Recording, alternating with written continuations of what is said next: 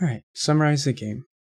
Slime Slime World is a work-in-progress game. It was inspired by Slime Rancher and Pokemon, sort of a mix between the two, with a little bit of extra stuff sprinkled in here and there. We plan on using the narrative to push the tutorial of the game. That way it keeps it interesting and boring, and people pay attention to the tutorial instead of skipping it right away. Basically, the narrative would be the player crash lands on a world. The ship breaks apart into a bunch of different pieces. It gets scattered everywhere.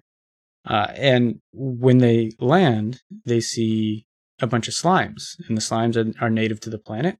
And the player kind of captures these slimes and uses them to go find the pieces that scattered across the world in order to fix the ship. Each part that the player finds would be used to introduce a new mechanic or improve a mechanic that they already know about.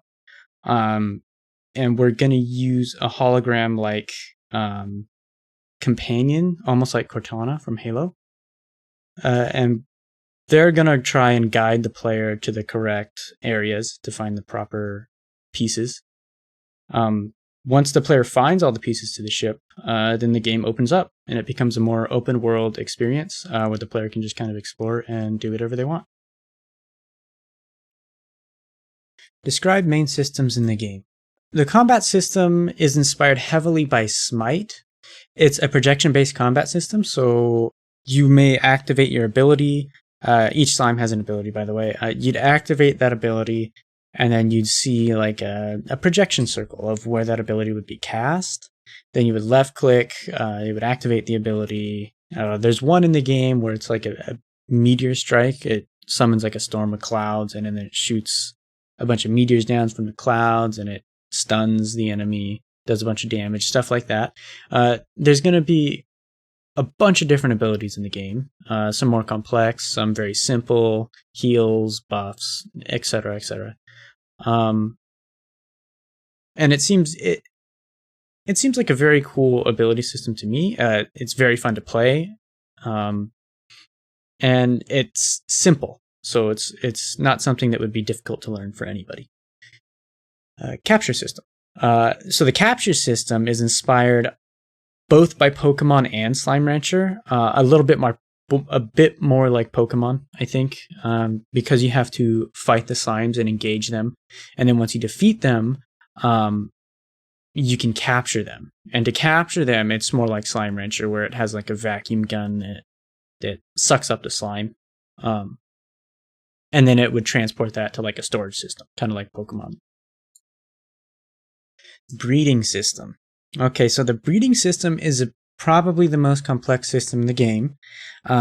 We talked about having IVs and EVs, similar to Pokemon, how you could have IVs and EVs to boost the stats of your Pokemon, but it would be slimes in this case, of course. We were also talking about mixing slime types, so like mixing a fire and a water slime to get some other type of slime, but we decided against that because it would add way too much complexity to the game, and we really wanted to keep this game simple and easy to understand. So we're allowing the breeding of same type slimes. So like a fire slime and a fire slime can breed to make another fire slime. The reason you'd want to do that is because there's different generations of slimes in the game. So like you could have a generation 1 fire slime and a generation 1 fire slime breed together to create a generation 2 fire slime, and this second generation slime would have the potential to have higher stats.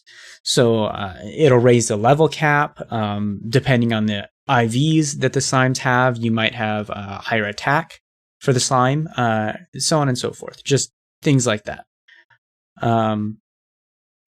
Resource gathering. So this game, we really wanted to have resource gathering and base building, because we felt like it would be really cool to be able to kind of manage a little base area and have a ton of slimes hopping around your base and stuff like that. So we wanted to incorporate mining into the game. You can go out and find different minerals, lumber for wood. You need wood to build your buildings. Food, of course, we need food to feed our slimes. We can't have slimes and then just not feed them. Gardening, of course, so you can grow your food.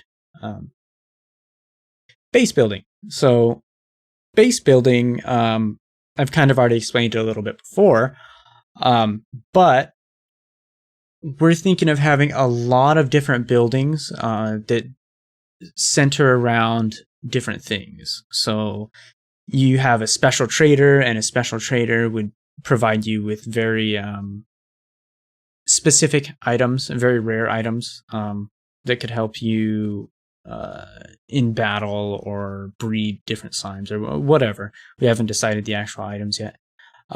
Market building, you could sell things to make cash, so you can buy more items. Slime pins, of course, you need a place to put the slimes that you capture, so those guys are going to go in the slime pins.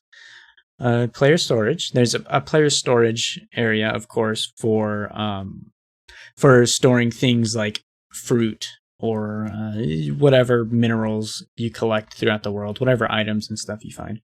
Farm garden, of course, farming and gardening, that's pretty obvious. You grow your own foods, carrots, fruit, whatever.